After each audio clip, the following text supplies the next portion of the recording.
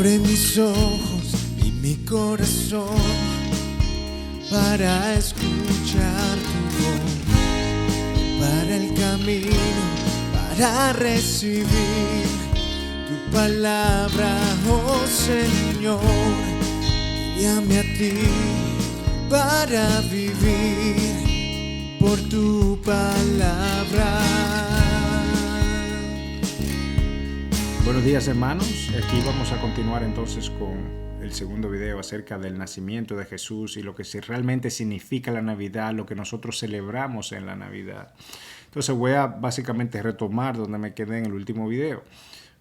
Así que si no lo has visto, te exhorto a que veas ese primero para que entiendas un poco el material de por qué vamos aquí donde vamos ahora. Entonces, su venida había sido ya revelada en todo el Antiguo Testamento. La venida de Cristo era un hecho que ya estaba descrito claramente de que Dios mandaría un Mesías. Y los fariseos conocían esto muy bien. Esto era algo conocido por los judíos y no había duda de esto. En Isaías 9:6 nosotros vimos en el video pasado que describe porque un niño nos ha nacido, un hijo nos ha sido dado y la soberanía reposará sobre sus hombros y se llamará su nombre admirable, consejero, Dios poderoso, Padre eterno y príncipe de paz.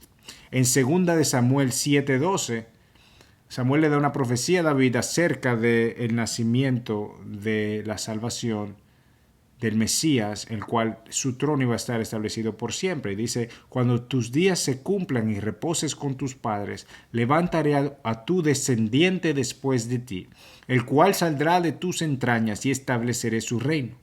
Él edificará casa a mi nombre y yo estableceré el trono de su reinado para siempre. Y yo seré padre para él y él será hijo para mí. Claramente no está hablando de Salomón. Dios le quitó el reino a Salomón después de su muerte y el trono y el reinado de ellos no duró para siempre. Pero de la descendencia de David y de Salomón vino uno, el cual fue hijo para Dios y padre para su hijo, que fue Jesús. Y en Isaías 7:14 dice, por tanto el Señor mismo os dará una señal. He aquí una virgen concebirá y dará luz a un hijo y le pondrá por nombre Emmanuel. La profecía de Cristo, hay muchas más, pero la profecía de Cristo acerca de su venida son cientos y cientos de profecías que nosotros vemos en todo el Antiguo Testamento. Son más de 350 profecías. Su reinado, su nacimiento había sido revelado. Y en el mundo, especialmente los judíos, debieron haber esperado a Jesús con los brazos abiertos y el corazón quebrantados, feliz y contentos de ver al Rey hecho hombre, haciéndose como nosotros por amor a nosotros. Y ahora en Lucas 2 nosotros vamos a ver la continuación de la historia que nosotros vimos en el video pasado acerca de cuando el nombre de Jesús es revelado a María, es revelado a José, cuando ella queda embarazada, cuando José la acepta. Básicamente eso fue lo que vimos en el video pasado. Ahora nosotros vamos a ver la concepción y vamos a ver su nacimiento, cómo ocurrieron estos hechos. Y vamos a leer Lucas 2, del 1 al 7. Y dice, y aconteció en aquellos días que salió un edicto de César Augusto para que se hiciera un censo de todo el mundo habitado. Y este fue el primer censo que se levantó cuando Cyreno era gobernador de Siria, y todos se dirigían a inscribirse en el censo, cada uno a su ciudad. Y también José subió de Galilea, de la ciudad de Nazaret, a Judea, a la ciudad de David, que se llama Belén, por ser él de la casa y de la familia de David, y para inscribirte junto con María, desposada con él, la cual estaba en cita. Y sucedió que mientras estaban ellos allí, se cumplieron los días de su alumbramiento, y dio a luz a un hijo primogénito, y le envolvió en pañales, y le acostó en un pesebre, porque no había lugar para ellos en el mesón. Entonces ellos vivían en Galilea, y por el edicto de César Augusto, César Augusto fue el primer emperador romano con un poder militar absoluto y fue quien presidió a Julio César. Y él gobernó en Roma desde el año 29 a.C. hasta el año 14 después de Cristo. Ellos fueron donde estaban básicamente registrada su descendencia, en Belén. Entonces, por el censo, miles de personas viajaban de una ciudad a otra para poder ser contadas. Cuando ellos llegan a Belén, los lugares estaban llenos. Entonces esta mujer está embarazada, José va al mesón y no había espacio para ellos. Entonces el dueño, quizás si tenía un dueño, porque muchas veces no tenía, pero si había un dueño del mesón, el dueño del lugar vio a esta mujer embarazada casi por dar a luz y no tuvo ningún tipo de sensibilidad con ellos. Este hombre o esta mujer, que quizá que eran dueños de este lugar, se perdió la bendición de acoger al Rey de Reyes y al Señor de Señores por su falta de hospitalidad y falta de amor. José fue desesperado. Y María también, ya casi por dar a luz, ellos no encuentran otro lugar para dormir que en un establo, porque nadie quería dormir en un establo, nadie. Por eso estaba vacío de otras personas.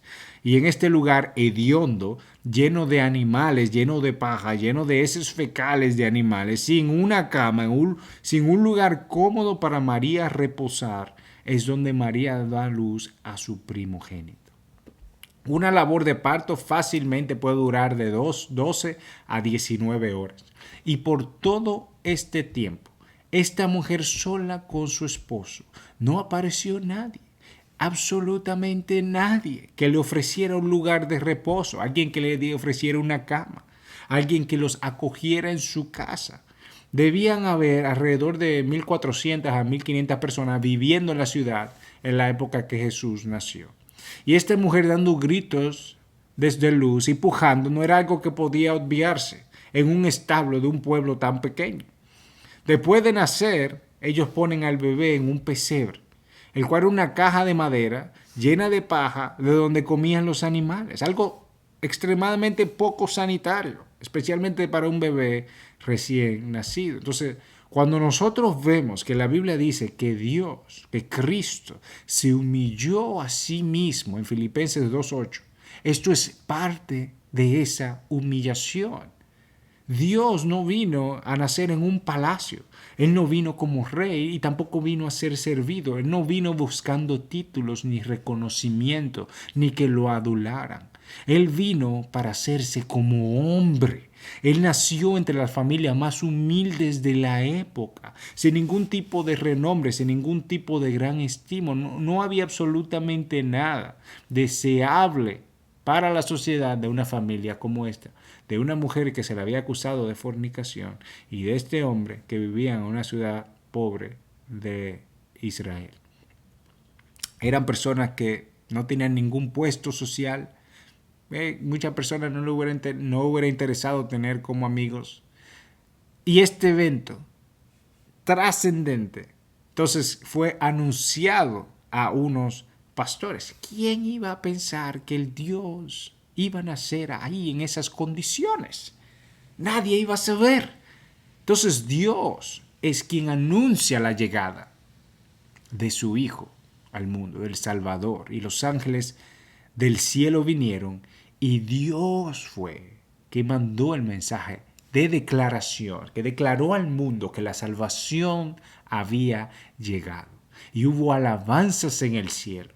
Y nosotros lo vemos en Lucas 2, del 8 en adelante, que dice: en la misma región había pastores que estaban en el campo cuidando sus rebaños durante las vigilias de la noche. Estos pastores no eran asalariados, estos eran verdaderos pastores. Y lo más probable es que ellos eran verdaderamente hombres temerosos de Dios, hombres que esperaban con ansia la llegada del Mesías, porque nosotros no vemos la llegada del Mesías anunciada a nadie que no fuera creyente. Los pastores cuidaban sus ovejas durante la noche para que los animales salvajes no vinieran y la atacaran. Ellos tomaban normalmente turnos para cuidar sus ovejas. Entonces, mientras ellos realmente cuidaban de sus ovejas, estos hombres temerosos de Dios, mientras hacían su trabajo, versículo 9 del 9 al 11 dice, y un ángel del Señor se les presentó. Y la gloria del Señor los rodeó de resplandor y tuvieron gran temor.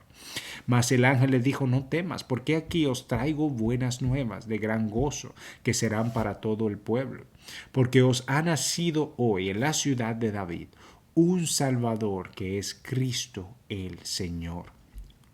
Como nosotros vemos aquí, el Evangelio, que significa buenas nuevas, las buenas nuevas de salvación, la llegada del Mesías no fue anunciado primeramente por los hombres. Primeramente fue anunciada por Dios mismo. Desde su nacimiento, Dios fue que dijo, buenas nuevas. Hoy ha nacido un Salvador, el Señor, el Cristo. Él fue que anunció las primeras buenas nuevas o la primera vez el evangelio de la llegada de Jesús. Se sabía que su nacimiento sería en Belén, el Mesías esperado. Entonces, cumpliéndose la profecía de Miqueas 5:2 que dice, pero tú, Belén Éfrata, que eres más pequeña entre las familias de Judá, de ti me saldrá quien ha de ser gobernante en Israel, y sus orígenes son desde tiempos antiguos, desde los días de la eternidad. Y esto servirá por señal, dice el versículo 12. Hallaréis al niño envuelto en pañales y acostado en un pesebre. Y de repente apareció con él el ángel, con una multitud de los ejércitos celestiales, alabando a Dios y diciendo, gloria a Dios en las alturas y en la tierra paz entre los hombres a quien Él se complace. Versículo 15, y aconteció que cuando los ángeles se fueron al cielo, los pastores se decían unos a otros, vayamos pues hasta Belén y veamos esto que ha sucedido, que el Señor nos ha dado a saber. Y fueron a toda prisa y hallaron a María y a José y al niño acostado en el pesebre. Y cuando lo vieron, dieron a saber lo que se le había dicho acerca de este niño. Entonces, el anuncio a los pastores ocurrió probablemente el mismo día de Jesús nacer o los primeros días. Ellos son los primeros testigos oculares, después de María y José y de los animales que estaban ahí, los primeros testigos oculares del milagro de Dios. Estos hombres fueron los primeros evangelistas en anunciar al mundo que la salvación de Dios había llegado. Si Dios no se les muestra, ellos nunca habrían ido. Y después ellos no hubieran salido a decir acerca de su salvación. Fueron los primeros en dar testimonios que el Mesías había nacido. Y por su predicación, mucha gente creyó en esto que había ocurrido. Entonces la fe y el corazón de estos hombres, de estos pastores, fue transformado. Ellos glorificaron y alabaron a Dios. Ellos vieron con sus ojos el Dios hombre acabado de nacer, vulnerable, dependiente de sus padres, totalmente dependiente de otros para sus necesidades, despojado de su gloria. Nosotros debemos contemplar a Jesús como estos hombres. Ellos esperaban con ansias esa llegada del Mesías y nosotros también tenemos que esperar con ansias la llegada del Mesías. Ya no vendrá, cuando venga en su segunda venida, Él no va a venir ya como hombre, Él va a venir como rey. Él no va a estar dependiente de comida, de agua, de sustento. Él vendrá en todo su esplendor a buscar a aquellos que Él salvó por medio de la cruz. Él vendrá en gloria, Él vendrá en majestad, que podamos entonces, como estos pastores que amaban a Dios y lo seguían verdaderamente, que tuvieron la bendición de ser anunciado a ellos la llegada del Mesías, que nosotros también podamos esperar con ansia su llegada a gobernar sobre este mundo, que podamos nosotros estar con Él todos los días de nuestras vidas, contemplando y dando gracias a Dios por su inmerecido amor. Un tiempo después, quizás una semana, quizás dos, no sabemos exactamente, vinieron los magos, que se le conoce como los Reyes Magos. Y nosotros vamos a conocer a profundidad en los próximos 2 videos quién fue Herodes, y quiénes fueron los magos. Que Dios les bendiga y que Dios los acompañe y que en esta época de Navidad podamos realmente contemplar en nuestro corazón, en nuestra mente y mostrar a otros también lo que significa la Navidad, que es la llegada de nuestra salvación. Que Dios les bendiga.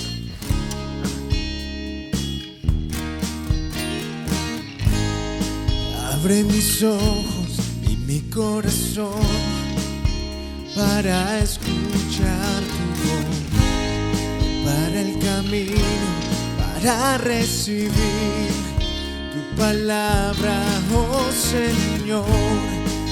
Guíame a ti para vivir por tu palabra.